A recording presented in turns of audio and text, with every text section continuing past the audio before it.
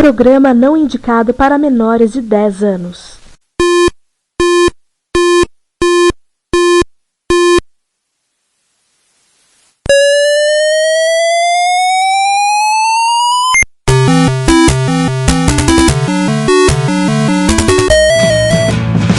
We bought it to help with your homework.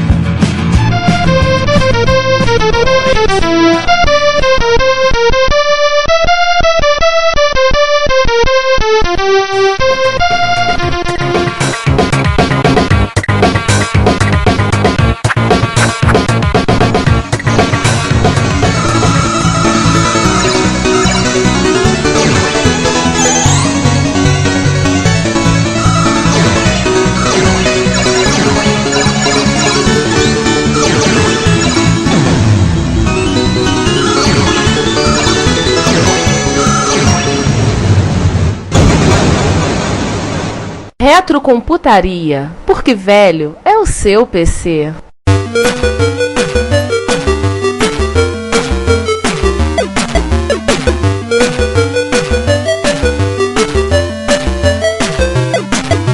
O 68020, eu acho que ele é um chip extremamente importante no mundo 68K, porque ele traz a partir dele, eu acho que se constrói toda a parte mais poderosa da família. 030, 040, 060 é a fundação. Você botou tudo 32 bits, todos lado lados. De fora e lado de dentro. Lado de dentro, e a partir daí a Motorola pode se preocupar com outras coisas, tipo pipeline, superescalar, etc, etc, etc. Conseguiu unificar ali. Em César, de que ano já é o 020? 020 é 1984. Então já temos a necessidade de processamento evoluído. Você já tinha ali frequência de 12 a 33 MHz. Interessante, pipeline de 3 estágios. Ele já tinha um pequeno cachezinho de 256 bytes, o que era uma novidade na época. Processador que devia ter cache interno na arquitetura x86 como referencial, como exemplo, foi só o 486, isso já nos anos 90. Ele é 91, acho, 92. É que é interessante, nesta época aqui a gente tinha a Motorola liderando o mercado, a produção e a tecnologia de microprocessadores. E literalmente a Intel corria atrás. Tanto que assim, o 8020, o 8030, o 040, eles eram muito superiores aos seus equivalentes x86 da época. Tanto que aquilo que eles traziam, o Motorola trazia numa geração, o x86 trazia na outra. E um outro detalhe que a gente vai ver lá na frente, essa liderança tecnológica que a Motorola tinha na época, permitiu que o 68K fosse a família de chips padrão das workstations dos anos 80. Dos computadores de alto rendimento. Na era das workstations, as workstations andavam sobre a Terra, era basicamente todas começaram com 68K. Não me fala assim, as workstations andavam sobre a Terra, que me dá uma nostalgia. Era tão bom aquela época. Isso me lembra meus tempos brincando com as intergraph lá do Instituto de Matemática da FRJ. Porra, o tempo bom aquele que não volta mais. Cara, é que tipo coisa, né? Se eu tivesse espaço e etc e tal, acho que a gente pegava uma workstation dessa. Mas enfim, esse não é um podcast sobre workstation. Não ainda. César, perguntinha. Podemos comparar a revolução que o 020 teve na linha ao que o 286 teve na linha do X86? Eu diria o 386. Eu acho que o 386. No sentido de que o 386 tornou o mínimo múltiplo comum da família X86. O 020 também se tornou o mínimo múltiplo comum da família 68K. Ou seja, aquilo que o Giovanni falou, vimos aqui na prática. Foi uma geração depois as implementações. Agora, uns embarcados aqui, eu tava vendo algumas coisas no qual o 68020 foi embarcado, além de computadores. Vamos fazer um parênteses, a gente vai voltar a falar nisso melhor, mas curiosidade, o 020 foi usado, ele é usado até hoje nos TGVs. Pra quem não sabe, TGV quer dizer trem de grande velocidade, são os trem-bala franceses, para decodificar sinais enviados para os trens através dos trilhos. Pra quem não sabe, os TGVs, eles cortam a França a média de 300 km ou mais por hora, e é o trem que faz o percurso do Eurotúnel, do túnel por baixo do Canal da Mancha. Também foi usado nos sistemas de controle do avião de combate europeu, que é o Eurofighter, o Typhoon. Uau! Além, e já que o João fez uma observação lá no início, tivemos uma versão mais barata, a EC020. 24 bits. E não tinha uma MMU. E que significava que ele podia endereçar só 16 MB de RAM, ao contrário dos 4 GB que o 68020 podia endereçar. E foi assim, rapidinho, só para complementar, que foi o processador utilizado no Amiga 1200. Era isso que eu ia dizer, mas tudo bem. Como é que a gente vai chegar lá?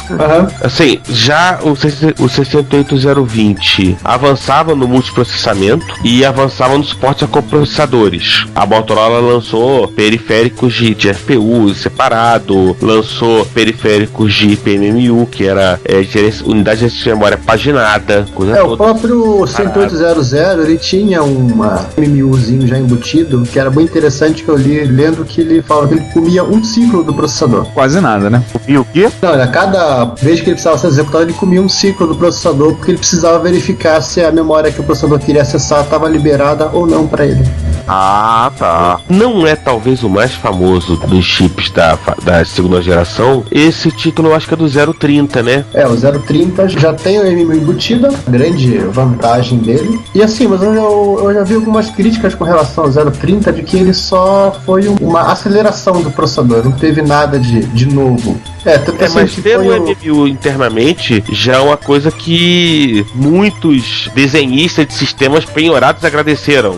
Sim, já agradeceram bastante. Mas assim, mas não teve um grande ganho de performance como foi do 108.000 pro 108.020, né? Ele foi apenas foi um 486 DX4.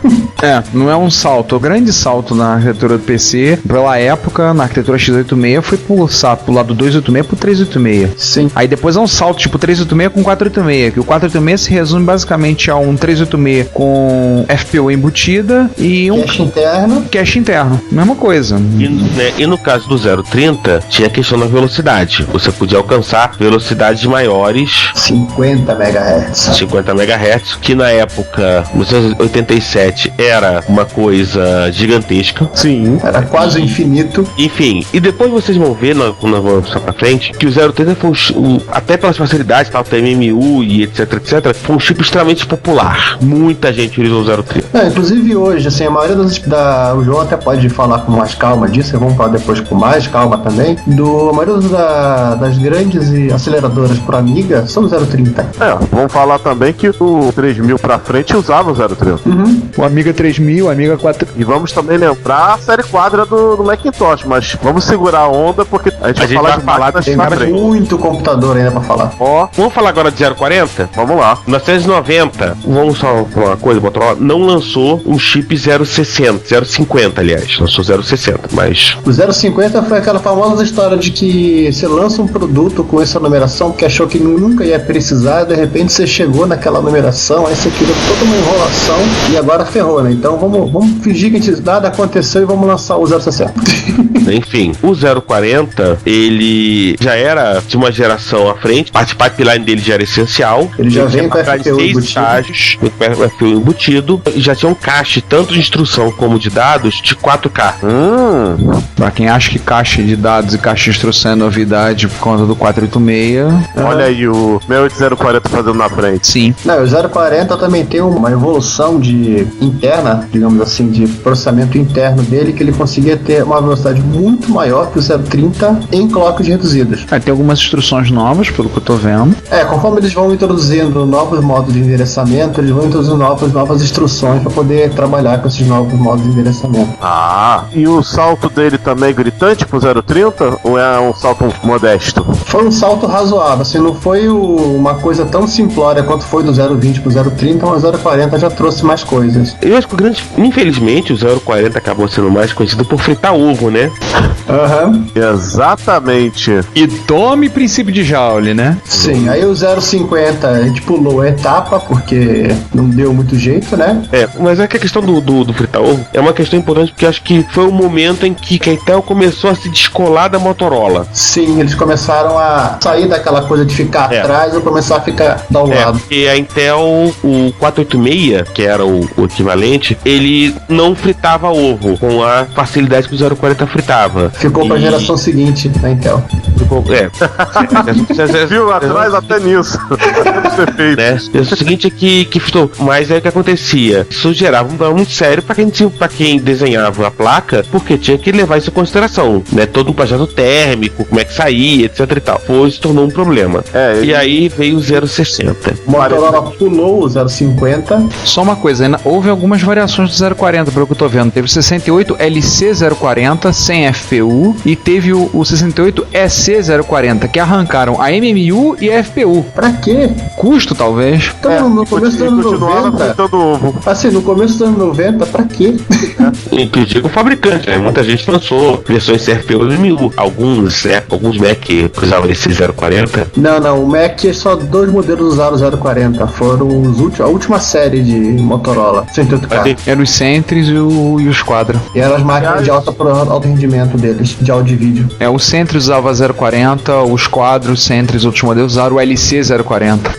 Ainda teve a Amiga 4000, 4000T, os Next, e vamos falar melhor daqui a pouco. Aí depois a gente fala isso. Exatamente. A gente chega no 060. O sonho de consumo de todo mundo que tem 68 mil. Sim. Por quê?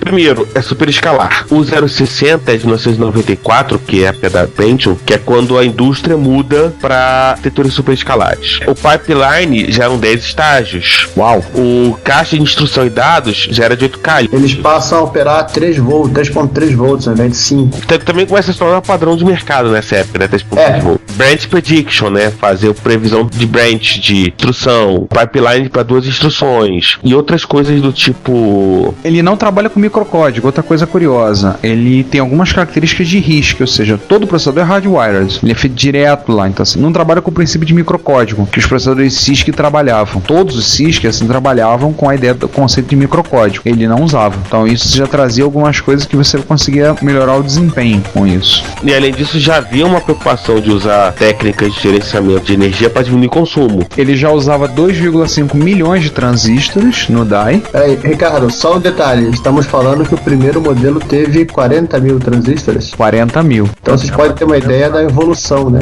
Já estamos com 2 milhões e meio. Diferença brutal. Assim, 50 MHz a princípio, com modelo no futuro para 66 MHz previsto. Uma coisa interessante, o clock não tem limite mínimo, então ele pode inclusive ser parado o clock. Que já faz parte da questão de economia de energia. 100 MIPS, que o bicho operava a 66 MHz. O 108 mil padrão, ele opera a 8 MHz, opera a 1 MIP. É 1 MIP ou 1 MIPS? Acho que é um MIPS. Então, 1 milhão de bits por segundo. Como unidade de medida é sempre plural, MIPS. Então ele já tem um avanço muito grande aí, né? Ele já sai de 1, estamos falando em 100 MIPS. Aí também no 68060, que tem toda essa parte de coisa, nós temos uma coisa triste, por assim dizer, que é na mesma época que a Apple, que era a principal cliente da Motorola, na época ela diz que ela não ia usar o 68060 nos seus próximos Macintosh, que ela ia migrar para o PowerPC, para a arquitetura RISC. Que foi na época que o PowerPC é uma arquitetura RISC, projeto conjunto Apple, IBM e Motorola. Aliás, a IM, a cuita Motorola. Também na época os amigos estavam Commodore. Enfim, os amigos que a Commodore estava naquele purgatório que não acaba nunca. Exatamente. A Atari foi junto, porque não ia deixar a Commodore pro purgatório sozinho. Exatamente. A rivalidade era tanta. Se você falir, eu vou falir também. Exatamente. Só pra vocês terem referencial, o 060 tinha 2 milhões e meio de transistores e o Pentium, que surgiu na época, 3,3 milhões de transistores. O equivalente. E o PowerPC, o 601, primeiro, começa em 2,8 milhões de transistores. Então você já tem aí, saindo lá de trás de 40 mil transistores, já estamos chegando em 2 milhões e meio. Se você quiser brincar, então, o Alpha XP 21164, primeiro processador de 64 bits do mercado, que é do começo dos anos 90, desenvolvido pela DEC, tinha 9,3 milhões de transistores. O que é um salto, assim... Mas ele era 64 bits, né? Não, mas eu tô me dizendo assim, o avanço do 68 mil ao longo da história. Agora, uma pergunta curiosa. Em comparação aos rivais dele, como é que ele saía bem? 68060? Na época ele não tinha um rival propriamente dito, né? Ele só foi ter um rival 32 bits talvez com o 286 ou com o 386. E nessa mesma época ele já tinha outros processadores da família que também seguiram na arquitetura. Giovanni, acho que você não entendeu minha pergunta. Opa, diga. Ele tá falando 060. É, isso que eu tô falando. O 060 ele era um processador que estava quase equivalente ao Pentium, estava quase equivalente à família dos MIPS na época, talvez o R8000, né? Ou um pouquinho a mais, um pouquinho a menos. Porém, assim, o problema talvez do 108000 foi que o principal cliente falou: não quero mais brincar. E em relação à família Power, como é que ele se saía? O Power, assim, como era um processador RISC, a performance é um pouco diferente, é difícil. Assim, vamos ser sinceros, o 601, eu não lembro direito dos Mac, mas o 601 não era um processador lá grande coisa, mas já conseguia uma performance bem melhor que o Motorola. É que você citou os R da MIPS, que também eram RISC. O 601 não era grande coisa, como eu lembro. Eram os processadores da mesma época, né? Por isso que eu resolvi pegar ele. O que eu me lembro, assim, o 603 era de baixo consumo de energia, o 604 tinha um grande desempenho, mas o topo de linha dos primeiros PowerPC era o 620. Sim. Topo, né? Tanto que ele, também se for olhar pelo número de transistores, que não quer dizer tanto, assim, em questão de desempenho, você sai de 2,5 milhões para 7. Nós podemos fazer uma coisa legal e publicar junto com o episódio uma tabelinha de MIPS pro pessoal ter uma ideia da performance dele. Também tem aquela famosa tabelinha aí, João, do Sysinfo do Amiga, que ajuda bastante a você entender a evolução de performance das máquinas. Depois de 660, aquela coisa toda, o próprio Motorola acabou embarcando, né, na aliança com a Apple e com a IBM pelo PowerPC. 68000 foi voltado para aplicações embutidas. Talvez a mais famosa seja o Dragon Ball, que surgiu um pouquinho depois de 68060. Não existiu 68070, né? Não existiu. Parece que chegou a existir, mas foi cancelado o projeto. E o Dragon Ball foi utilizado extensivamente, particularmente pela Palm, no Palm Pilot originais. E depois do Dragon Ball, a Freescale, já com empresa separada, desenvolveu o Codefire, que ainda hoje é utilizado para uma série de aplicações embutidas e até coisas como versões de Atari, emuladores de Atari ST e tal. Versões de homebrew de Atari ST e até aceleradores para Amiga 600. Tem um sujeito em algum ponto do leste europeu, porque eu não estou me recordando agora qual país, que ele desenvolveu uma aceleradora pro 600 que tem um Codefire bonitinho. Nossa, lá. O Amiga 600 vira um foguete, cara, com o Codefire. Vira um foguetinho. Sem as vantagens de uma 030, mas vira um foguetinho. Se você não tomar cuidado, ele sai correndo da sua mesa, né? Exatamente. Além disso, não só a Motorola fez 68000, a Hitachi fez, nós já citamos que a Hitachi desenvolveu o 68LC000, a Hitachi acabou fazendo o HD 68000, a Mostec fez o MK 68000, e aí vem a grande pergunta deste episódio a ser feita pelo Giovanni. Vamos lá, pergunta agora para mandar para um centro espírita. Jack Tremor não estava na época. Alguém da Commodore, por que vocês não utilizaram o processador de vocês nos Amiga? É uma coisa que não tem sentido, né? Se eles tinham a fábrica, tinha a Mostec, fazia o processador 68000, por que eles não usaram o da Mostec nos Amiga? Posso rolar uma teoria? Vai lá. Pode. Vai. Será que o processo de fabricação dos Mostec tinha algum empecilho? Alguma falhazinha ali que eles resolveram não arriscar no Amiga? Ou então é o seguinte, vale lembrar que o próprio Z80, o Z80 do 128, é da Zilog, não era da MOS. Eu acho que é o seguinte, a MOS ela começou a fabricar esses processadores e foi um lote ou outro, depois eles cancelaram os projetos. Aliás, assim, fofoca do desenvolvedor do 128, ele fala que ele sequer tinha um Z80 para testar, a empresa não comprou. Então eles tinham um Z81 largado num canto que ele arrancou o processador para botar na placa de teste. Gente. A citação dele, eu tinha um Z81 como calço de porta que eu peguei para desmontar. Além da Mostec, a Rockwell também fez, a Cynetics também fez, a Thomson / SGS Thomson e a Toshiba, né? Todos eles fizeram suas versões de 68000. E agora a gente vai isso, chegar na parte divertida. Aí a gente começa a conversar bacana. A gente começa a falar do ponto de ao computador. hardware. Onde você encontrar 68000? Em tudo que é lugar? Quase na esquina. Olha, de calculadoras da Texas, como a TI-89, dele a sistemas de controles do ônibus espacial americano. Vamos assim fazer uma coisa assim meio padrão. Vamos pegar dos fabricantes e vamos falar o processador que eles usaram e a frequência. Vamos usar a frequência do último, senão a gente não vai acabar nunca essa lista. Ok? É muita coisa mesmo. Então vamos lá, em homenagem ao nosso... Em ordem alfabética? Ao nosso podcaster que está ausente, vamos começar com a empresa que ele ama de paixão. Vamos lá. Vai lá, Ricardo, você começa. Logo eu? Tá bom. Já que coube a mim pra começar, a Apple usando o Liza, qual nós já dissecamos no episódio 13 do nosso podcast, usava 68.000 a 5 MHz. E nos Macintosh usou desde o Mac 128, que eram 68.000 a 8 MHz, até o 040, operando a 40 MHz nos Quadra 840AV. Era uma máquina para multimídia, tinha placa de captura de vídeo. Agora a perguntinha que eu faço: o Liza é o primeiro microdoméstico a usar o 68.000? Acredito que sim. Eu acho que sim, porque ele na época não era muito caro. Foi uma tentativa da época de gerar uma tecnologia disruptiva, né? E quebrar, fazer uma coisa assim, gerar burburinho no mercado. O problema é que a Apple gerou um rompimento no orçamento dela, né? Sim. Foi a primeira vez que a Apple quase foi pro buraco.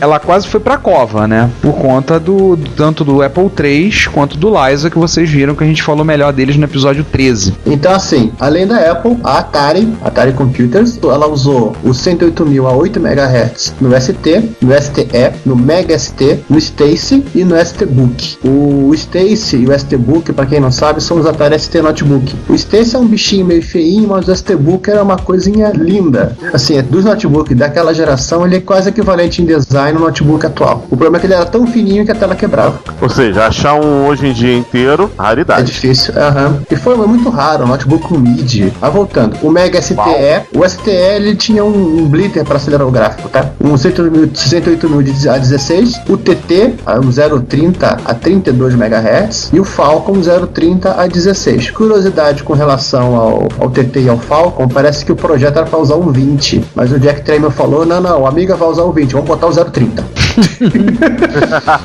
Não duvide. Commodore Amiga, vamos começar desde o clássico, dos OCS/SES, né, que é as arquiteturas, começando desde o Amiga clássico, Amiga 1000, partindo por 500 e 600, com o 68.000 clássico de 7,16 MHz, explicados porque essa frequência de clock a gente explicou na frente, até o 68030 de 25 MHz utilizados no Amiga 3000. Também temos a arquitetura AGA, o 68SC020, 14 MHz do Amiga 1200, até o 68040 de 25 MHz do Amiga 4000. Lembrando que a gente está falando de coisa default estamos falando oficialmente. Oficialmente. Você tem um acelerador aí pro seu Amiga, parabéns, porque não é default. Para não nos acusarmos de não falarmos de workstations, vamos citar talvez o exemplo mais conhecido de workstation 68K, que é a família Next. Também do tiozinho Steve Jobs. Não foi inventado pelo Steve Jobs. O Steve Jobs não inventou a Next. Ele comprou a Next, ela já tinha o produto, tá? Isso é uma coisa boa a lembrar, entendeu? O pessoal acha, por alguns que acham que o Steve Jobs ele inventou a internet e o computador de... Não. Quem inventou a internet foi o Al Gore. Foi o Al Gore. É verdade. Isso todo mundo já se convenceu. Então. Foi o Al Gore junto com o Bill Gates, né? Como dizia a irmã de uma ex-namorada minha. Ela achava que era o Bill Gates que inventou a internet. Você batia a cabeça na parede quantas vezes quando escutava isso? Não, quando eu tive que parar pra ela explicar, mas vamos dar um desconto. Ela era professora de geografia, não era a área dela. Eu tive que chegar, parar e explicar. Depois de toda essa discussão sobre paternidade que vocês ouviram, vamos voltar na Next. O Next Computer original saía de fábrica partindo de um 030 a 25 MHz. Bacana. Isso em que ano? 86, 87. Um senhor computador, diga-se passagem. O preço também era um senhor preço. Era um senhor preço. O Next Cube já tinha um 040 a 25 MHz. E o Next Station já saía com um 040 a 33 MHz. E no Oriente, o que a gente teve? Vamos lá. A Sharp, no caso só a Sharp, né? O X68000, o original, que todas aquelas subversões, a versão pretinha, a versão cinza, usavam um Hitachi, óbvio que eles não iam comprar de fora, um HD 68HC00 a 10 MHz. Aliás, para quem gosta de fofocas, o X68000 você pode ligar no monitor atual que ele funciona a 35 kHz. 31 kHz. 31, obrigado. Tá, você não precisa ter um monitor específico. Qualquer VGA funciona. Mas, ô Giovanni, eu não querendo fazer o top, tem alguns jogos que rodam a 15, então tem que ter aqui. Sim, aí você liga na televisão. E o outro modelo, que foi o Compact HD, que foi os últimos da série, o X68030, que usavam 68030 a 25 MHz. Daí vamos para os portáteis. Calculadoras. Sim, tivemos calculadoras. As TI-89 e TI-92 da Texas. Quase todos os Palms produzidos pela Palm. Se eu me lembro bem, todos da série clássica dos Palm 3, o 3XE, o 5, todos usavam processadores, no caso era um Dragon Ball. É só os últimos que já não usavam. Eu lembro de ter tido, inclusive, os Palms clones feitos pela Sony, alguns deles usavam Dragon Ball. Eu tive um clone da Sony, inclusive ele tinha um DSP só para tocar MP3, que o processador não dava conta, mas ainda teve os Visor da Handspring. A Handspring foi uma empresa que surgiu com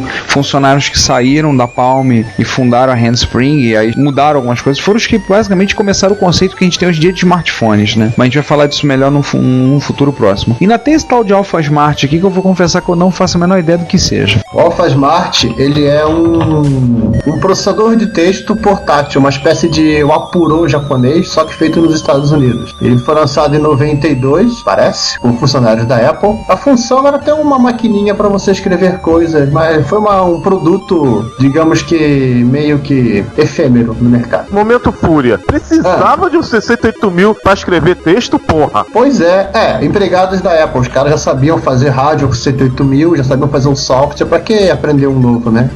Fazer o quê, né? E assim, além das máquinas que nós citamos, tivemos também as primeiríssimas gerações da Silicon Graphics, das workstations da Silicon Graphics, da Apollo e creio eu que da Sun. A Sun, assim, a Sun ela começou com 386 fazendo workstation, depois ela mudou pra Motorola, depois ela foi pra série Spark. Porque o Spark já era projeto dela, né? Ela já em código mais em aberto. Chegaram a fazer com 386, eles estavam meio desesperados pra saber o que usar, né? Aí temos as curiosidades, né? E aí, muita curiosidade. Muita curiosidade. Tem coisas como emulador de mainframe. Uau! Que a IBM lançou em 83, o XT370. E uma coisa assim, meio que sem referência, né? Que era a placa que a Cobra, computadores brasileiros, hoje uma empresa do Banco do Brasil, de automação bancária, ela lançou para rodar o SOX, que foi o sistema operacional que desenvolveram no primeira metade dos anos 80, da década de 1980. Baseado em Unix, né? Era o Unix, primeiro, inclusive licenciado pelo padrão POSIX, para o pessoal parar de achar que a reserva de mercado só fez XT velho no Brasil, né? Fizemos coisas boas, e que rodava nos famigerados XP6 da Cobra, um XTzão gigante, que o Pelé foi garoto propaganda. Porque dizia, a outra paixão do Pelé também começa com X. A primeira, quem viveu a época sabe quem era, né? A rainha dos baixinhos. Não vamos citar aqui. Mas eu não achei muita referência sobre essa placa, que era uma placa que você colocava com 108 mil e rodava o SOX, que o SOX foi desenvolvido para 108 mil originalmente, não foi portado para x86. Além dele, a gente encontrou o uso, como já foi citado, em sistemas embarcados no TGV francês, no caça no Eurofighter, em sistemas de controle do ônibus espacial norte-americano, e eu não duvido encontrar ele em sistemas de navegação espacial usado pelos russos, não duvido. Quando eles copiaram coisas, né? Não sei se tinha no Buran, aquele ônibus espacial russo, mas... muito provavelmente muitos coletores de dados também devem ter utilizado 108 mil, porque assim, é um processador que está aí na ativa, inclusive, porque tem projetos novos. Ainda existem coletores de dados que usam 68 mil, mas não é... Bom, também teve gente que usou 68 mil, dessas coisas interessantes, tipo Sega Mega Drive ou Sega Genesis. Agora nós entramos na seção videogame. Vamos deixar o João falar, César, que ele gosta. O João é um especialista na mesa, no assunto. O João faz videogame, vou pegar uma água e a gente já volta. Tá, vai. Fala aí, João. Vamos lá, gente. Como já supracitado, a gente começa com o Sega Mega Drive, ou o Genesis para os gringos, para os americanos, que usam o 68 mil também 7, mesma frequência do Amiga. Nós temos o Neo Geo, que poderia estar tanto nos arcades quanto nos videogames, né? Da SNK. O Neo Geo usa o da Hitachi, de 12,5 MHz. Tem uma participação especial, que é o I/O do Jaguar, do famigerado Jaguar, do Jack Tramiel também, e do filho dele. Kim Tramiel, não? O nome do filho? Sam Tramiel. Não lembro. Obrigado. Ele teve vários filhos.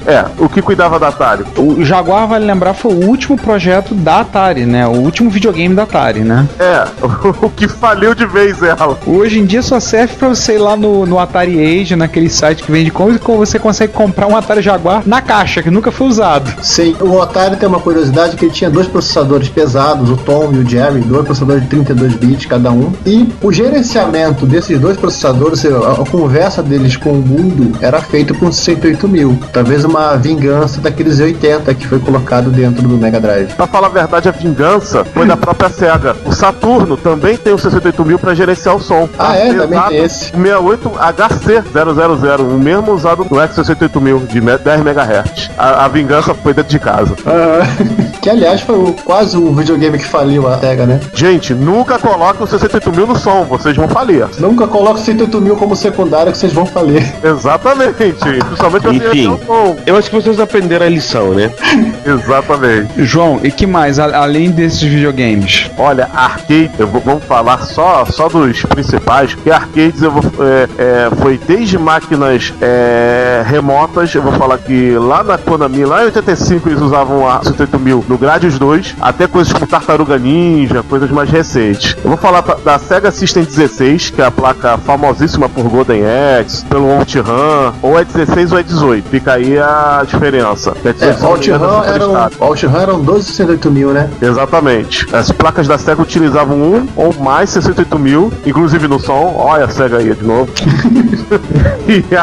E foi usado em vários jogos clássicos da Sega. Alien Syndrome também, foi usado no Altered Beast. Ou seja, muitos jogos da Sega usavam 68.000, muitos jogos da Konami usavam 68.000. A Capcom usava no CPS 1 e 2, ou seja, Street Fighter 2 e até o 1 também, que era uma placa anterior a CPS 1, usava 68.000. Alguém lembra de Street Fighter 1? Não, era tão feio que ninguém lembra.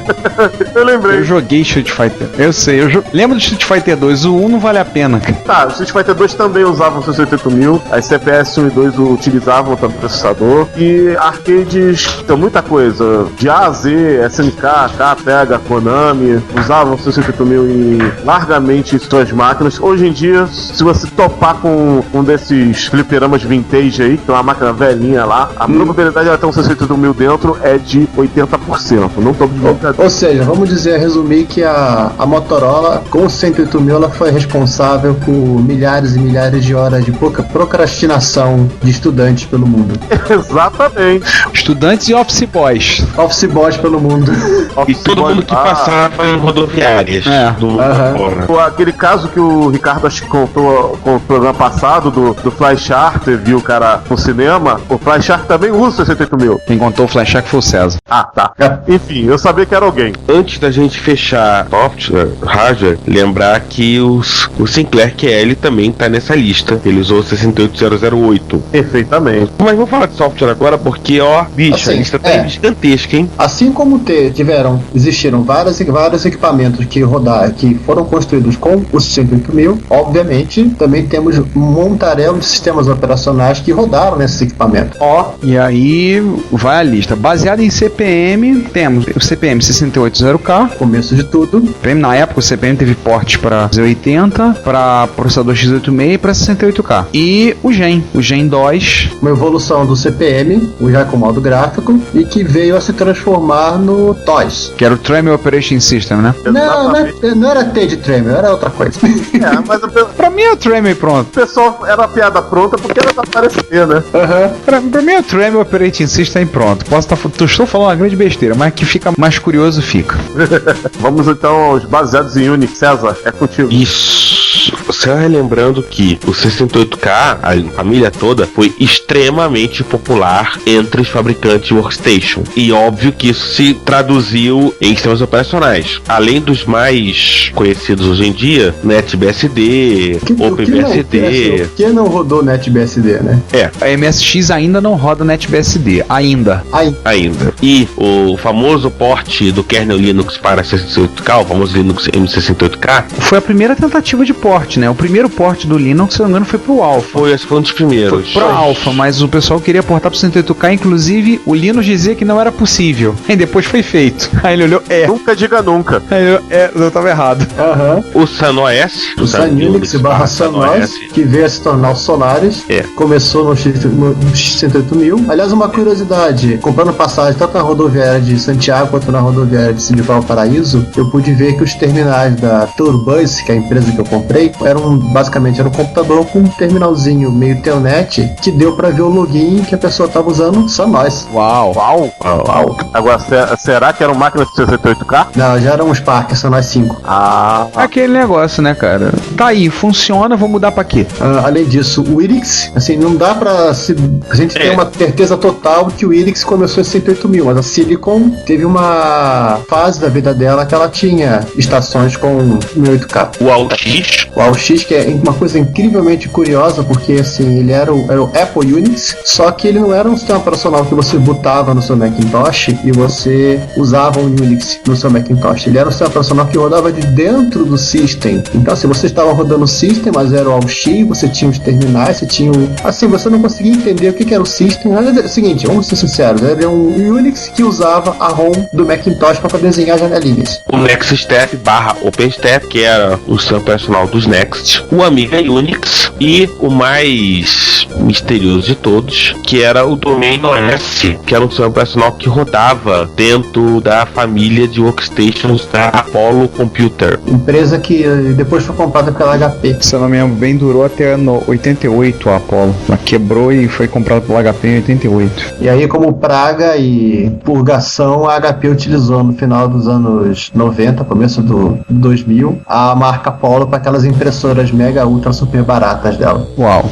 Depois de tanto Unix, tem uns troços aqui que eu nunca ouvi falar. Já ouviu falar, Giovanni? Então, esses são aqueles que não têm um pai, se não vieram do sistema operacional mais conhecido, como o CPM, como os Unix. Foram coisas feitas do zero, por assim dizer. Um deles é o da Microware / RadSys, porque uma empresa comprou a outra, né? O OS9 para 108.000. O OS9, para quem não sabe, ele é aquele sistema operacional clássico, estilão Unix também, mas só estilão, não é? Tá muito baseado na mesma estrutura. Para 108.000, o OS9 original é para 1809. E você pode rodar no seu Coco 3, se você tiver um para rodar. Um abraço pro nosso amigo Reto Canadá, que tá recuperando um Coco 3 que ele comprou por $20 na feirinha lá em Quebec. Mas vocês sabem que o Sander tá comprando um Coco 3, né? Eu passei para ele o link de uma empresa que vende.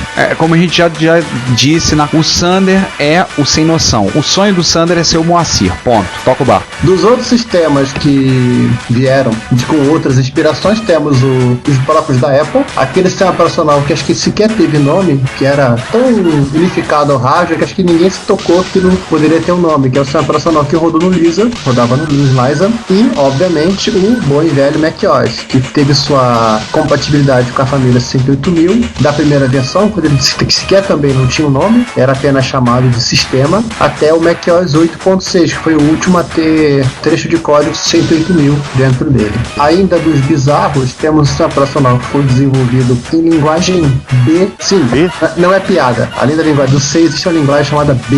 Porque o B é o que deu origem ao C.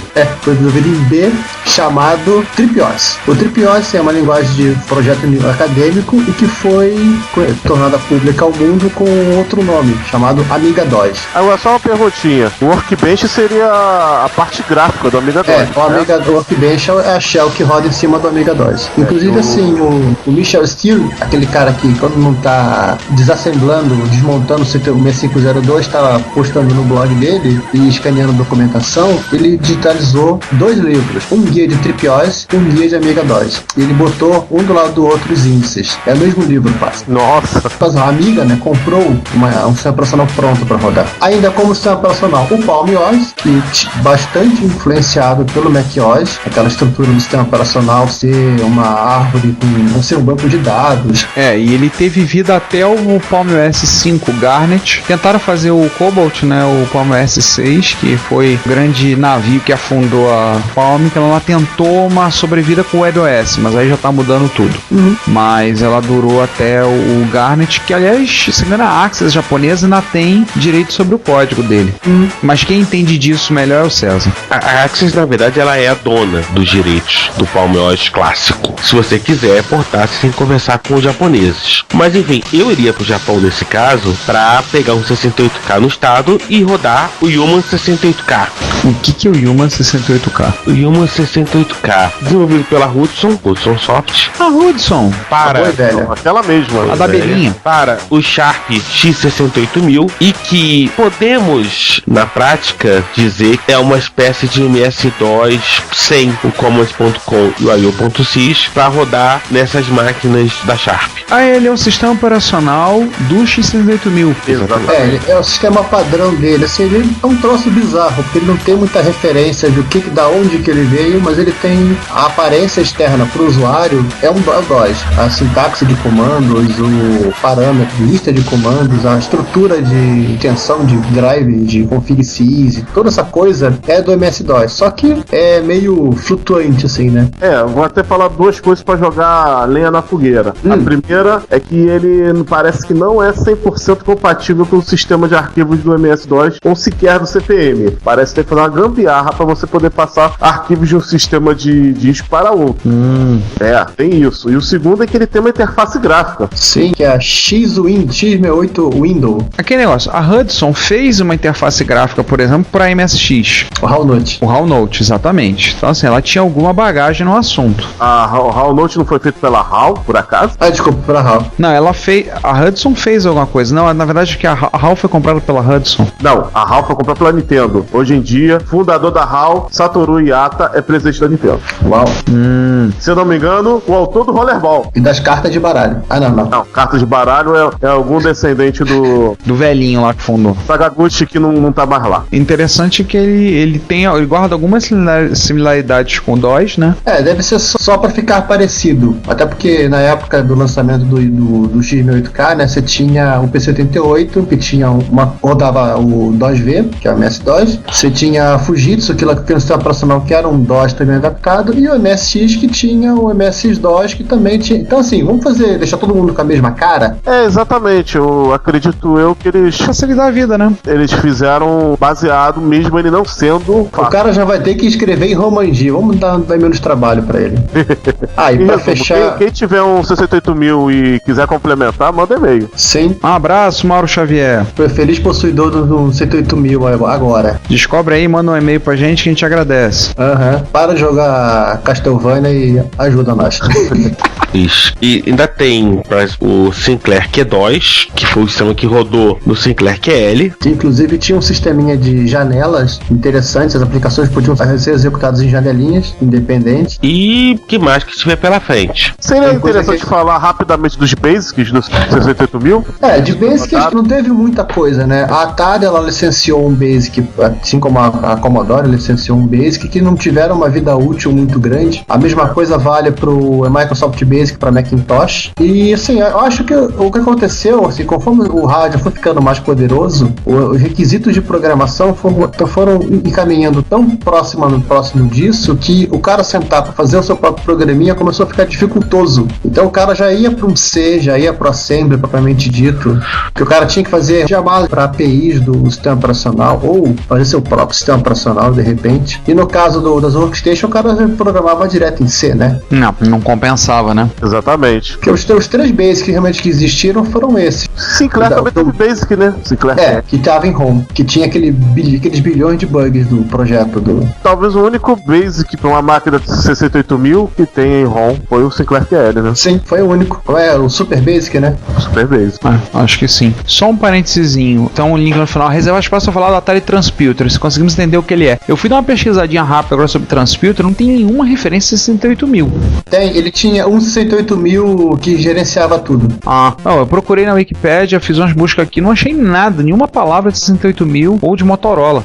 Justamente, eu fui pesquisar também esse cara. É uma coisinha complicada. Esse link aqui é pro João, se ele quiser ver, chama-se Fury. Fúria. Ah, Fúria. É o acelerador para Amiga 600. Opa. Vai falar quer falar então da Transputer? Não precisa muito falar do Não. porque foi um troço tão maluco, algum maluco, cara fumado da época da Atari desenvolveu, que não durou tanto tempo, né? A ideia é interessante. É uma espécie de versão preliminar da computação nas nuvens. E Transputer foi usado em computação paralela, eu sei por quê. Quando eu entrei pro mestrado, eu peguei um código de um professor, teve um professor que chamou, eu tô fazendo um projeto, mandar um artigo para um congresso, não sei o que. Você tá afim de portar esse código aqui, mexendo isso aí pra funcionar na paralelo no SP2 da IBM? Isso aqui foi feito originalmente para rodar numa rede de Transputers. Uau! Aí eu peguei o código do cara para fazer. Consegui fazer o negócio funcionar? Consegui. Era em Fortran, deu uma lenha do cão para fazer o negócio funcionar. Rendeu uma coisa boa, que foi uma publicação em um congresso no exterior, que saiu o meu nome. Realmente, o Transputer tinha um 68.000. Se você for olhar no Atari Museum, na página 3 do press release, falava processador de sistema, um T820 e um 68.000 conectados por um Transputer Link. Nossa. Além disso, o subsistema de I/O era um Mega ST com TOS 1.4.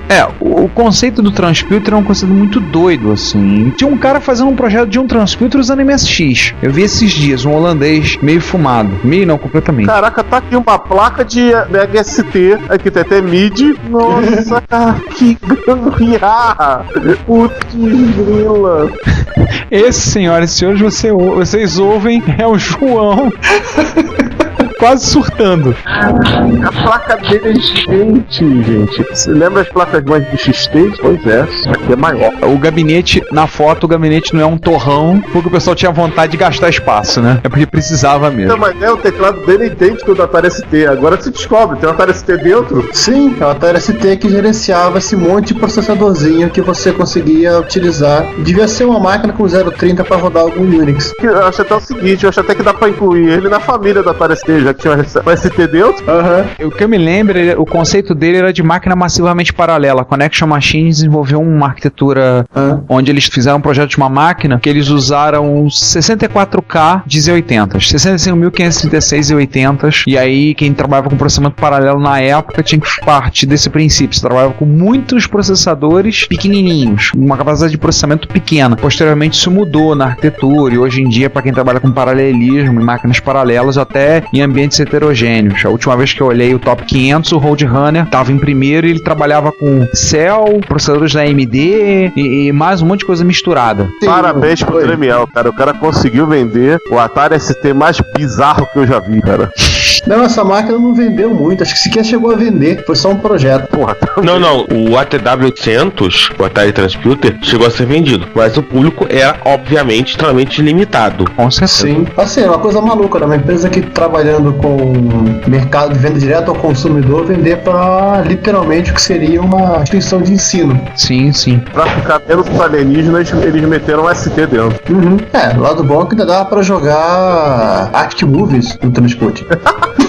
Sacanagem, eu não consegui jogar Arctic Movies no MSX, pô. Eu fico imaginando alguém pagar o estupro. Não teve, só saiu pra ST. Pois é, eu sei, por isso mesmo que eu tô reclamando. Gente, mais uma coisa a gente falar de 68.000? Mas você falou tanta coisa nesse episódio, né, gente? Uma coisa que eu acabei esquecendo, que também não foi realmente oficial, né? Que é aquele Amiga clone feito com o 060. Aquele que foi vendido há pouco tempo no leilão em inglês, não foi? Sim, que foi publicado no Retrocomputaria Plus. Aquele tijolo. Aquele tijolo de ouro, né? Porque ele custava o peso dele em ouro, né? Eu acho que fica aqui a curiosidade de ser a única máquina a vir de fábrica com 68060. Sim. Então é uma boa curiosidade. Aliás, Giovanni, só pra encerrar, existia uma quadra aceleradora de 060? Pro Amiga? Pros Mac, né? Quadra. Os Mac, quadra. Pros Macs eu acho o seguinte, os que teve de aceleradora pro Macintosh, uma coisa que a gente pode se falar agora aqui. Alguns computadores baseados no 68.000 tiveram placas que você fazia o upgrade do processador. É uma coisa que ficou muito comum nos Amiga, né, João? Uhum. Inclusive alguns até chegaram a evoluir para botar PowerPC. No caso do específico dos Mac, eu acho que ele não teve nenhuma aceleradora para 68.000. Mas os Macs 68.000 tiveram aceleradoras para PowerPC. Eles pularam logo para PowerPC. Porque assim, o processador, no caso do Mac, já vinha naquele limite, para aplicação que você comprava, para o uso que você comprava a máquina. máquina, né? O Quadra 840V ele já vinha com o topo do 040. Então assim, não tinha para outro Motorola se subir. Então você botava uma placa que você usava um PowerPC, 601, 602. Lembrando, as aceleradoras de Mac eram feitas pela própria Apple, ao contrário da Amiga, que eram vários fabricantes. Não, a Apple não fazia aceleradora. Quem fazia... Eu não lembro o nome da empresa agora. Esse dia eu tava futsando e eu encontrei... Sonet, eu acho. Fabricante de aceleradoras para Mac, eu acho, se não tô enganado. Os outros demais também não tinham, porque eram máquinas... Só a Amiga teve...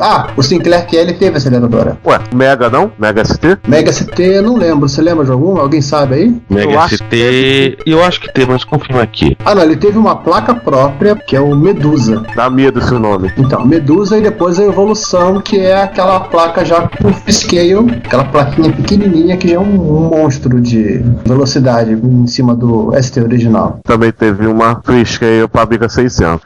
E o Sinclair QL tanto teve uma aceleradora, acho que era botava um 040, como teve uma coisa mais assustadora ainda, que era 060, eu acho. Mas né, sinceramente não era nem necessariamente uma aceleradora. Você abria teu QL, tirava a placa antiga e botava nova. Boa, radical, né? Sim, a Q40 tem o 68040 a 40 MHz, é uma plaquinha mesmo, você expande o seu Sinclair QL, inclusive o modo gráfico, você vai para 1024 por 512, você pode botar um teclado de PC, e as Q60 e Q66 já são placas novas, inclusive tem a Q60 a 80 MHz. Uau. Sim, é mais velocidade que o Sinclair pensou na vida. Verdade. Inclusive com essas placas você pode rodar o 108K Linux, inclusive um outro sistema operacional chamado SMS Q/E, que é compatível com o QDOS, mas totalmente gráfico, usa os novos modos de vídeo e por aí vai. Bem, eu acho que agora já temos bastante informação, né? E aí... Eu ia falar, mas como isso aí vai ter um episódio só pra esses jogos, que um dos piores jogos de todos os tempos é uma máquina que roda 68 mil. Jogos de horror.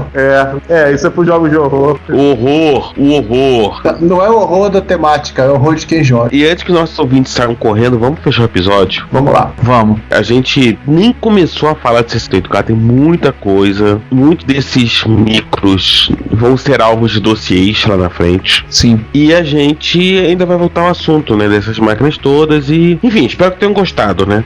Ou pelo menos tenha tomado algum interesse pra ficar fuçando na Wikipedia e vendo as máquinas que nós citamos e vendo o que cada uma conseguia fazer com os recursos da época. Talvez a mais notória da família 68000 seja realmente o Amiga, com a sua arquitetura distribuída de processamento. Pois é, ele se destaca. Aí algumas pessoas vão falar, mas o X68000 não é mais potente? Mas é um arcade, uma arquitetura de uma placa de CPS 1 e 2. Inclusive depois de ver as fotos de um aberto, aquilo tem toda a cara de que a Sharp simplesmente pegou uma máquina de arcade e colocou num gabinete. Já sabe que a gente vai causar celeuma entre alguns, né? Porque a gente discretamente fez uma crítica ao X68000 e a gente vai apanhar na RetroRio por conta disso, né? Sim. Chamar o X68000 de arcade eu não acho que é crítica, não. Não, é que assim, infelizmente, o 68000 da Sharp, se for pensar com calma, que tipo de aplicação você teve rodando para ele, né? Plataforma de desenvolvimento de arcade. Só. E é sério, porque se você vê em jogos da Konami e da Capcom da época, da Sega eu não me lembro, mas dessas duas, toda hora eles faziam agradecimentos ao X68000. E é sério, ele devia ser tão idêntico, mas tão idêntico à arquitetura que ele devia ser um sonho, ele devia criar o STK praticamente das placas de arcade. É bem provável, né? Então, senhores, podemos fechar por aqui? Vamos fechar. Vamos fechar. Então... Bom, depois dessa longa jornada pelo mundo do 68K, a gente agradece pela companhia e promete voltar no próximo episódio, que é o episódio 26, em que vamos falar de, acho que um dossiê, né, também? Sim, será um dossiê. Nós vamos tratar não uma arquitetura de processadores, mas... Não vamos falar não. Vamos fazer doce. Vamos fazer doce. Daqui a 2 semanas vocês vão saber, então pronto. E como o episódio 24 já passou, não será do Macintosh. Enfim, então passa o cadeado. A gente volta daqui a 2 semanas. Fui. Pessoal, até mais. Obrigado por vocês terem ouvido. Obrigado pelos comentários. Nós nos vemos no episódio 26. Até mais. Gente, até mais. Até daqui a 15 dias com mais um outro episódio e um outro assunto. Galera, estamos encerrando por hoje, fechando o cadeado e eu digo fui! Olá, eu sou o Renato De Giovanni e você está ouvindo Retrocomputaria. Porque velho, eu não sou velho não, velho eu sou PC.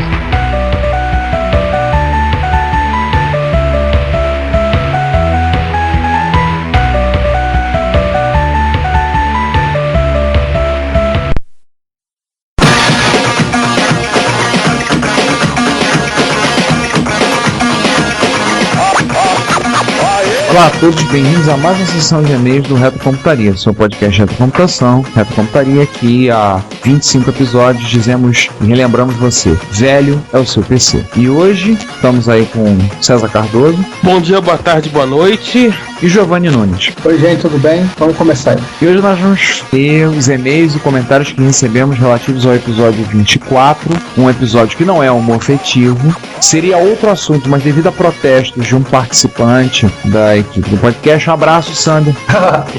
A gente ia falar sobre Macintosh, claro, Macintosh 68.000, mas devido a protestos dele, a gente mudou e falamos, como vocês ouviram, o que seria um adendo do episódio 21 tornou-se no episódio 24. Então nós vamos falar deles e dos retro hits que tivemos durante o período. Vamos lá, começamos com o Retro Hits, episódio 59. Snatch Radio Play. Os Snatch Radio Play, não tivemos comentário no Blogspot, mas tivemos na Combo. Comentário do nosso onipotente comentador, o Drug, de Indaiatuba.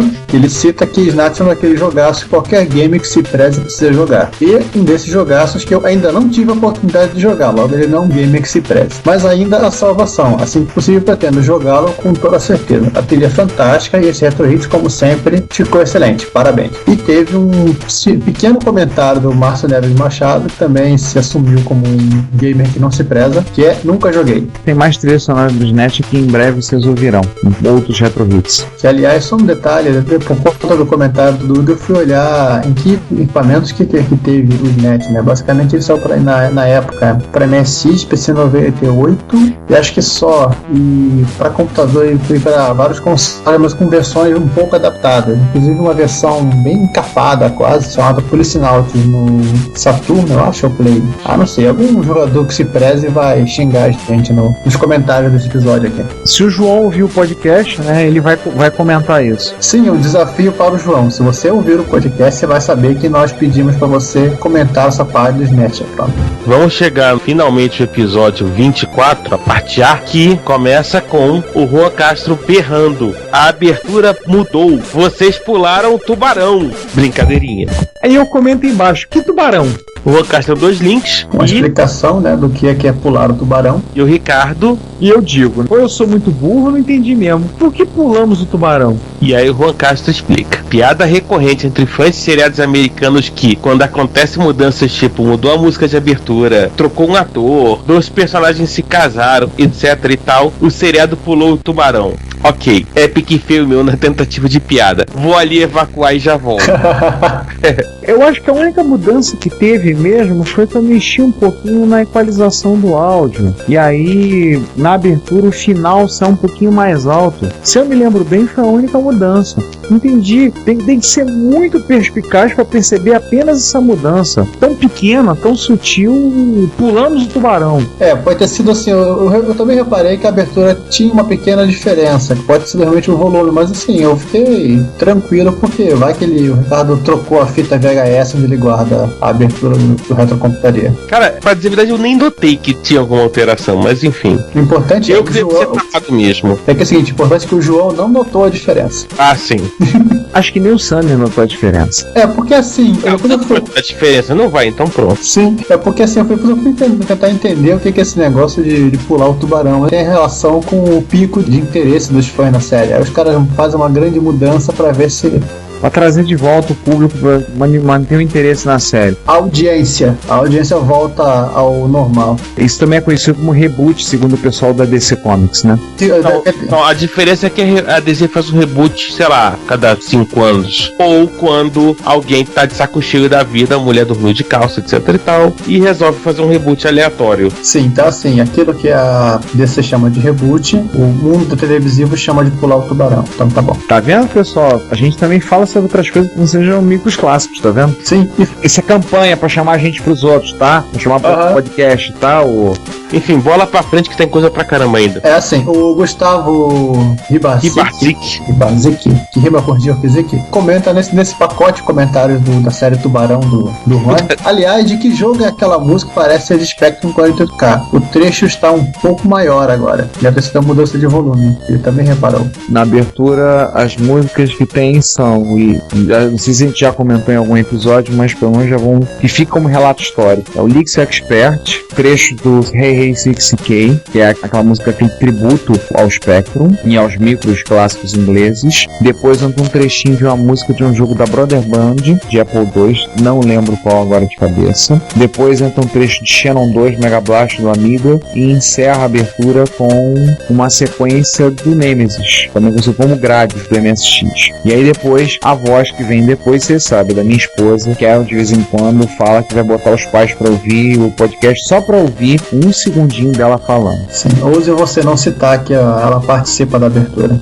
O momento emocionante dela. Então assim, Ricardo e César, aproveitar que nós estamos juntos aqui, conseguimos fazer o quórum suficiente de 50% mais um. Para fazer um acordo público, um compromisso de não pularmos o tubarão. A única coisa que eu vou entender de pular o tubarão não falou, eu só me lembro da cena clássica da Free Willy, né? Mas aquilo é uma baleia assassina, não é um tubarão? Esse não é um podcast de biologia. Sim, não falamos sobre o Jacques Cousteau. É que ia ser chato pra caramba. Quer dizer, desculpa os biólogos, mas...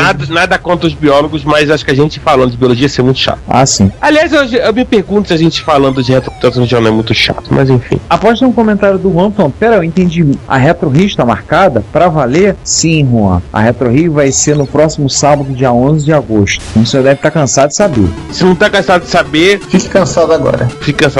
O Gustavo Ribarcic volta a atacar, dizendo que não tem nada a ver com o episódio, mas ele achou sensacional o emulador de Pac-Man para ZX Spectrum. Eu acho que a gente já comentou isso em algum reto. Sim, tá no Retrocomputaria Plus. Ele resolveu comentar aqui do Simon Owen, um inglês, se não falo de memória. Um cara que fez bastante coisa interessante, inclusive um driver pro Windows para você poder ler disquete de Amiga. Eu até contei para ele que falei que legal mesmo, e que também são do mesmo autor, os emuladores de Apple I e Commodore VIC-20 para Spectrum comum e Sankup. Puxa. Claro, fica lento, mas funciona. Já pensou rodar aquele emulador de Spectrum para MSX? Aí dentro do emulador de Spectrum rodar um emulador de Commodore VIC-20 no MSX? Vai demorar um pouquinho, mas sim, tem um código fonte, é só sentar o bumbum e entender como arrumar aquilo. Tá bastante, assim, eu comecei a fuçar com isso, mas é o tempo, né? A gente continua com o Rick Beat, um abraço pro Bittencourt. Lembrando que ele esteve no encontro de 97, ele e o irmão dele. E aí eu completando dizendo, eu lembro que você foi, só que na hora não lembramos, foi mal. E aí depois ele responde, o Ricardo responde, deve ser porque eu não apareço na foto, sai mais cedo para pegar o ônibus de volta. Sim, a clássica foto da meia dúzia que sobraram do primeiro encontro da primeira MSX Rio, né? Não, esse foi do segundo. Não, aquela foto com nós, aquela meia dúzia de gente é do primeiro encontro. Aí eu lembro que ele veio. Naquela época ele até usava cabelo curto, e aqui nós era magro que não gravou. Isso é coisa da idade. E ainda respondendo ao Gustavo Ribarcic, eu comentei que as músicas eram de jogos da Konami, que eu usei, mas usei muita coisa em SCC e eu tentei fugir do lugar comum de Gradius e Metal Gear. Então tem F1 Spirit, tem Vampire Killer, tem até Peoples do Konami Game Collection, que é SCC. Tem paródios. Agora, qual foi a música exata no caso da trilha sonora que eu tinha sido uma referência, eu não lembro. Ele tá perguntando no episódio. Acho que ele tá perguntando da sessão de notícias que gravamos com o Sander. Tem bastante música deve ser isso, né? Deve ser. Aliás, o legal do Peoples, eu não sabia que depois você chega no final que seria o final do jogo, você descobre que é só metade, você tem que voltar, né? Nossa, tem que voltar tudo de novo. Que coisa linda. Sim. Aproveitando que eu tô falando, na combo tivemos o comentário do adivinha quem? Do Drug. Pelo que vi nesse episódio, eu só posso dizer uma coisa, se depender da paixão de vocês da MS Rio, vai logo ser até maior que a Retro Madrid. Uau. Isso dá pra ter certeza. Menos, Drug, menos. A Retro Madrid junta 5.000 pessoas, a gente junta 50 no máximo. Sim, podemos botar placa do tipo Free Sex e ver o que acontece.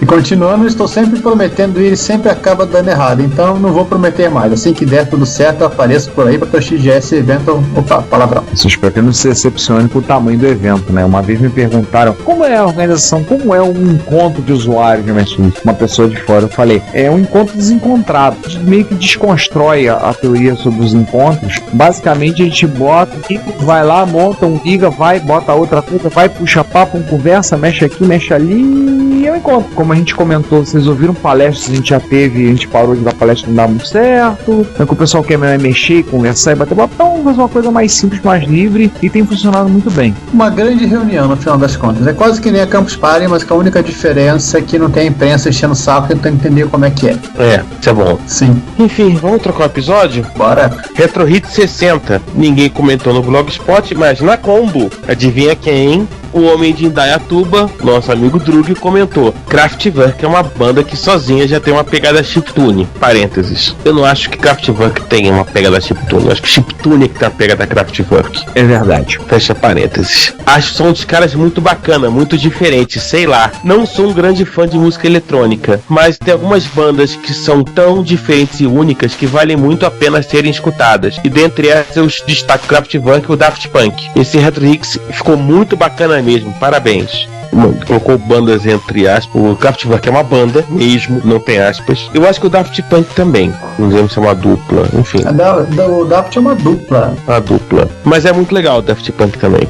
E mais uma vez, eu acho que o chiptune é que tem, tipo, de certa forma, todo mundo bebeu, né, na fonte que o Kraftwerk abriu. Bem ou mal, os caras começaram com a música básica, que literalmente começaram o conceito de música eletrônica, né? Todo mundo bebeu na fonte do Kraftwerk, até de Mikachano, né? Sim, até o próprio. Até o próprio, gente. Vocês ouviram a referência a Kraftwerk no episódio 24, né? A história, né? A citação a Kraftwerk no momento que o Márcio se liberta e sai do armário. Aliás, depois que o Ademir bebeu da fonte do Kraftwerk, ele também ficou sensível? A sensibilidade dele volta mais sobre efeito de álcool. Sim. Vejo que um dia, se nós formos gravar uma entrevista com a Ademir Cachano, a gente vai ter que embebedar o Fudeba velho pra isso. Pois é. A gente compra Chalice. E aí, Reta Computaria 24, parte B, comentários que tivemos no Blogspot. O Juan Castro comenta: Ricardo, se você quiser jogar jogos de PS2 e seu PC for bem poderoso, experimenta o PCSX2. Obrigado, mas eu não tenho tempo de jogar nem paciência. Quanto mais eu vou jogar emulador. Não sei por que ele fez a referência, mas obrigado de qualquer forma pela vida. Ele fez a referência porque você citou o Gradius do Play 2. Ah, tá. O Gradius 5. Ah, mas eu vou querer jogar na minha TV. Mais legal. Mas hoje em dia acho que vale mais a pena, em vez de bombar o computador, compra um Play 2 só pra jogar Gradius 5. Sim. Isso acho que só a placa de vídeo você tem que comprar pro seu computador ficar bombado. Já é metade do preço do Play 2. Essa é mais barato. Outra alternativa. O dobro do Play 2, ser. Outra alternativa que poderia ser você arrumar o PlayStation das antigas, que ainda tem o emulador de Play 2 por hardware, é meio complicado de achar. Aliás, eu tava reparando que o Play 3 Slim, pelo menos o 320, tá ficando mais barato, quase meio que ficando assim, mais barato, antes de chegar ao mesmo preço da versão com HD de 160. E não tava entendendo o motivo. Aí, sem querer, eu descobri o motivo. A Sony vai lançar o PlayStation 3 Super Slim. Isso saiu esses dias, até passou na Anatel. Sim. O Super Slim. Mas eu acho que das alternativas, a não ser obviamente que você já tenha gasto, sei lá, 10 mil reais no Alienware, eu acho que a mais barata é você comprar um Play 2 e arrumar Gradius 5. Sim, muito mais em conta. Mas óbvio, a vantagem do Alienware é que é uma tremenda máquina e você pode jogar Crysis e Crysis 2. E paciência. Paciência, claro. Mas é aquela pergunta, roda Crysis? Roda Crysis. Acho que hoje em dia a pergunta é roda Diablo 3, né? Eu acho que pode ser por aí, roda Diablo 3. Não se preocupe, a próxima versão do FreeCell vai sair como versão FPS. Você vai poder ver as cartas das pessoas. Quer ser bacana, e dá ideia não que alguém já implementa. Sim, daqui a pouco alguém faz. Tipo FreeCell e Campo Minado, né? Em FPS. Você vai lá e cava. É que nem aquele. Agora eu lembrei daquele vídeo que o Colégio Humor fez, como se fosse o trailer do filme do Campo Minado. Sim, muito legal. Muito bom. Sensacional. Vamos lá. Ainda no 24B, tínhamos comentário do Daniel Campos, dizendo: muito boas histórias, apesar de algumas eu já conhecer. Outras eu não tinha ideia. O Asim pediu uma pizza de São Gonçalo, vou ter que zoar. Avisa para o Sander que eu já estava com os CPs antes de saber do Graphics 3. Eu vou tentar descobrir que programa é esse que o Degiovanni usou para converter código S80 para MSX. Ideias malignas surgindo. Aí eu aproveitei para comentar sobre isso. É só para explicar, né? O que o Degiovanni usava era o M80 da Microsoft, que é o pacote de assembler de compiladores para CPM da Microsoft, portado para para MSX e para qualquer outra coisa que tenha uns 80 ou 8080. M80, L80, acho que é R80 também, né? Tinha um editor e tudo mais. Tinha. O que ele fazia era editar o código no CP500. Assembly não tem jeito, você vai programando e depois você pega aquilo, compila e vê se está funcionando. Não dá para você ficar brincando de põe uma linha de código e testa, não é assim que funciona. Depois ele explica essa parte, ele compilava, pegava o arquivo talvez em binário e gravava em fita no CP500 e fazia MSX ler. Basicamente isso, e recomendei para ele usar o Pasmo, que é escrito por um espanhol e que permite que você também faça a mesma coisa, que é a compilação cruzada, no caso compare, só que de forma mais moderna, sem precisar usar o M80, e que já gera o binário do MSX. Basicamente é Pasmo, menos MSX, e o nome do arquivo fonte ele já faz o trabalho sujo para você. O Daniel Campos lembrou de alguma coisa, perguntou: Ricardo, onde tem essa trilha sonora com músicas da Konami que você usou no episódio? Devo ter perdido esse Retro Hits. O Giovanni responde que o episódio 57, no caso eu me confundi, achei que ele estava fazendo a citação da sessão da parte de leitura de e-mails e comentários que o Ricardo comenta que usou a trilha do grade 5. Aí ele comenta que bem não era o episódio do Retro Hits, tava falando mesmo, era das músicas que estão dentro do episódio. Ele disse, grade 5 não, tô falando desse episódio, tem Metal Gear 2 que me desvalidou, descoletando essa. E eu respondi, essa não tem no Retro Hits em 2012, devo usar só em 2013, ou seja, só tem por enquanto no meu HD. Haha, mas é todos os jogos da Konami fugindo do lugar comum de grades e Metal Gear. Como botei, tem até Peoples em SCC. E depois ele solicitou para que isso seja disponibilizado para os amigos. E depois a gente conversa. No Retro Hits, ele pega lá. O Alexandre Morgado comenta: muito legal essas histórias, mais legal ainda a comparação com o Homebrew Computer Club. Me desculpa as outras plataformas, mas a família MSX faz a diferença. Pois é, veio meu comentário da família Bernardinho. É que assim, é coisa da convivência mesmo, né? Até citei pra ele um exemplo que foi um exemplo do ano passado, que foi o falecimento num acidente do Ryan Suenaga, cara ativo da comunidade de Apple II, assim, pra quem não sabe, foi o cara que conseguiu convencer o Oz a participar do Kansas Fest. Então vocês imaginem, o cara faleceu no ano passado num acidente. Você teve comoção, né, nos sites, listas de Apple II nos Estados Unidos. Gente fazendo vaquinha para criar uma bolsa de estudos com o nome do cara, para oferecer uma vaga na várias universidades e coisas assim. E teve inclusive a homenagem que foi aqui a foto que tá no site do Kansas Fest sobre o evento, né? Que todos eles tiraram uma foto usando camisas ou shorts havaianos, para fazer uma referência não a nacionalidade, né, mas a origem do Ryan, que era uma do Havaí. Aí você faz sentido que você entender aquele monte de gente com short colorido na foto. E com isso a gente encerrou, né?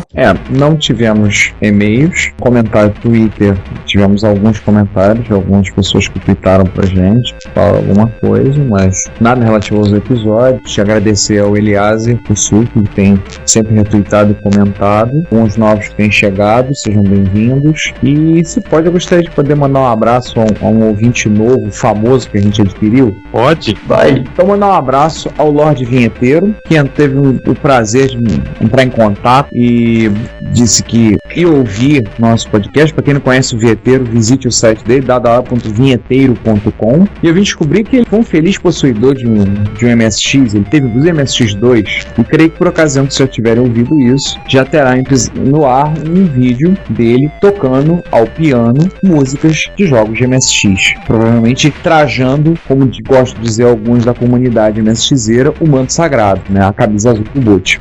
Então, enfim, um abraço ao Vinheteiro. Seja bem-vindo a essa bagunça. Espero que você goste, curta o nosso podcast. Um abraço a todos os nossos ouvintes que têm se manifestado. Pedimos que vocês comentem, falem. Aos amigos podcasters, a gente também gostaria de aparecer por aí também, sabe? Mas se quiserem gravar com a gente arruma um jeito de vocês participarem também. Então, acho que é isso. Nós já estamos, o episódio de hoje saindo dia 8 de agosto, ou seja, já estamos em cima para Retro Rio. Sim, mais que em cima.